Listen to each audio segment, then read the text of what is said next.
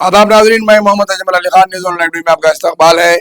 BJP में football सियासत को लेकर बड़ा मामला गर्मा गर्म हो गया है और पूरी जमात के अंदर एक नई हलचल मच गई है, क्योंकि कोंडा विश्वेश्वर रेड्डी ने कल एक पार्टी तकरीब में रियासत बीजेपी के ऑर्गेनाइज सेक्रेटरी चंद्रशेखर को फुटबॉल तोहफे में दिया है। और जैसे ही ये मसला सामने आया, इसको लेकर पार्टी में हलचल मच गई, क्योंकि इनका नजरिया है कि इन्हें फुटबॉल की तरह यूज किया जा रहा है। क्योंकि कोंडे विश्वेश्वर रेड्डी जो बीजेपी में शमूलियत इख्तियार करने के बाद, एमपी के इलेक्शन कैंडिडेट जीतने के बाद, वो आज मेंबर ऑफ पार्लियामेंट है, लेकिन उनके साथ जो सलूक किया जा रहा है वो ऐसा लग रहा है कि उन्हें फुटबॉल बनाया जा रहा है। इस पर उन्होंने तनकीद की कि पार्टी के अंदर उनके साथ फुटबॉल जैसा सलूक किया जा रहा है, और वो अपनी नाराजगी जाहिर किए।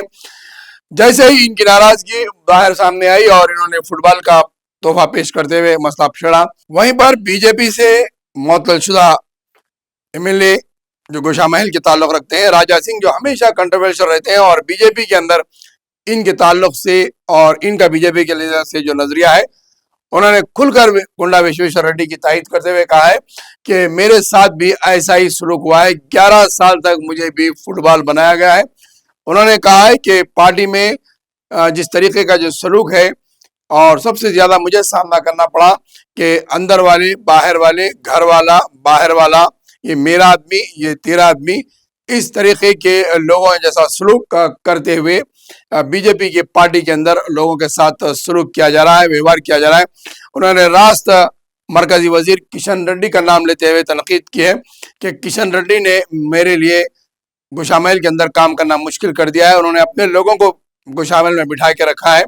मैंने कोई ओहदा नहीं मांगा था, मैंने सिर्फ मेरे हल्के में आज़ादी मांगी थी, लेकिन वो किशन रेड्डी ने नहीं दी। और किशन रेड्डी ने अपने लोगों को गोशामहल में बिठा कर रखते हुए मेरे काम में मुदाखलत करने की कोशिश की। उन्होंने कहा है कि 11 साल तक मैं इसी तरीके से बीजेपी में बर्दाश्त करते रहा है। और एक बात वाज़ेह कर दिया कि बीजेपी को बीआरएस, एमआईएम, कांग्रेस से लड़ने की जरूरत नहीं है, बल्कि बीजेपी के अंदरूनी लीडरों से लड़ना ही बीजेपी के लिए बहुत बड़ा मुश्किल है। क्योंकि सियासी पार्टियों से लड़ना आसान है, लेकिन जमात के अंदर के अफराद से लड़ना बीजेपी में बहुत मुश्किल है। इस लिहाज से बीजेपी के अंदर फुटबॉल सियासत को लेकर गर्मा गर्म हलचल मच चुकी है।